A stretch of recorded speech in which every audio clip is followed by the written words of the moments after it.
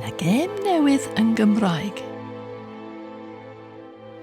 Nod y gêm ydy teithio o gwmpas Cymru am ddiffyn cestyll Glyndŵr, ysbeilio cestyll Saesnig a gorffen y gêm ar y ffin efo Glyndŵr.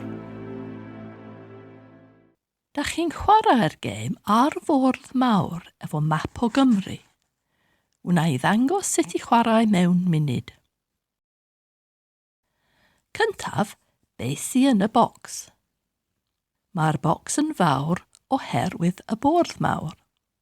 Mae'r gêm yn cynnwys y bwrdd efo map, darnau chwarae, y counteri lliw i amddiffyn cestyll Glyndŵr, a'r gwerinwyr sy'n teithio o gwmpas y bwrdd.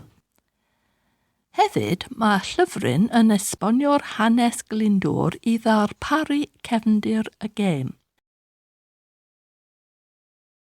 Mae'r llyfryn fel y rheolau'n ddwyieithog.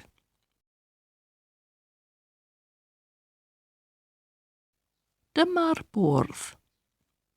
Mae o'n fawr ac yn plygu i ffitio yn y bocs.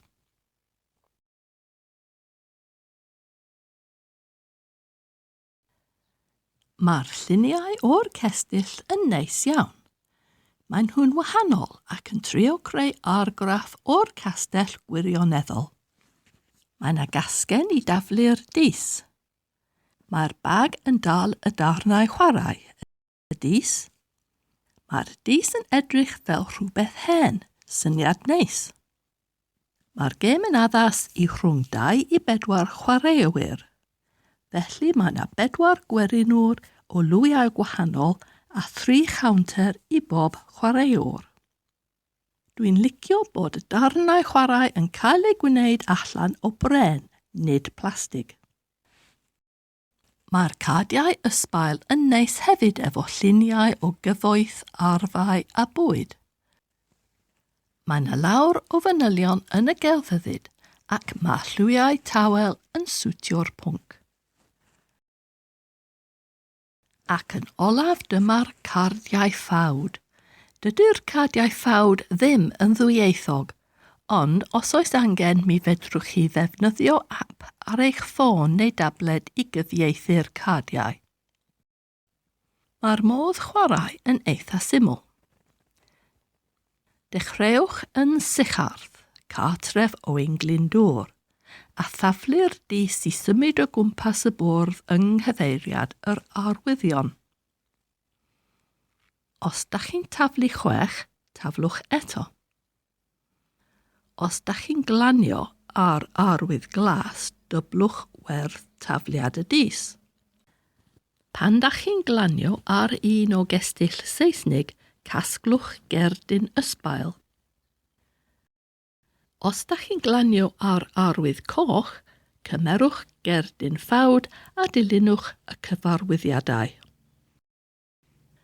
Dydy'r cardiau ffawd ddim yn ddwyieithog, ond os da chi ddim yn siarad Cymraeg yn rhugl, fedrwch chi ddefnyddio ap cyfieithu. Dyma sut mae o'n gweithio. Agor yr ap.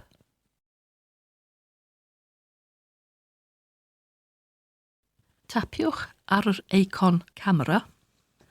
Dal y ffôn uwch ben y cerdyn. Tynnwch lun. A dyna ni. Fedrwch chi ddarllen y cerdyn yn Saesnig neu unrhyw iaith ar yr ap.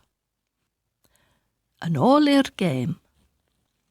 Rhaid i chi amddiffyn cestyll o ein Glyndŵr pan da chi'n glanio arnyn nhw gan roi counter ar lun y castell.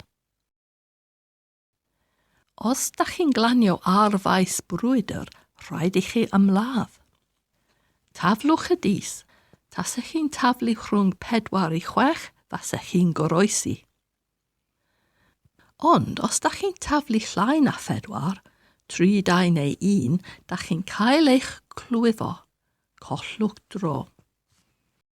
Os mae'r gêm yn swnio rhy syml, peidiwch â phoeni. Mae rheolau llawn yn cynnwys mwy o fanylion na hyn i wneud y gêm ddiddorol.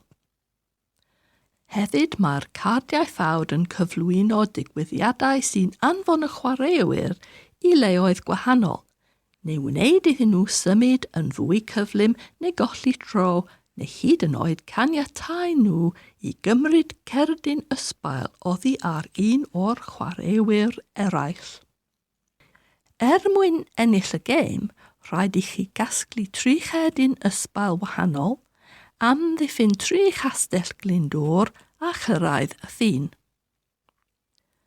Dwi'n meddwl y bydd y gêm yn helpu chi ymarfer siarad Cymraeg a dwi'n siŵr mi fyddwch chi'n dysgu rhai geiriau newydd, ond dwi ddim yn hollol siŵr os fyddech chi'n medru defnyddio nhw bob dydd. Wna i roi'r manylion o'r pris a lle fedrwch chi brynu'r gêm yn y manylion isod. Jyst cyn i mi orffen, mae'r gêm yn newydd, ond os da chi wedi chwarae fo, be da chi'n feddwl amdano? Ond tan y fideo nesaf, hwyl am y tro.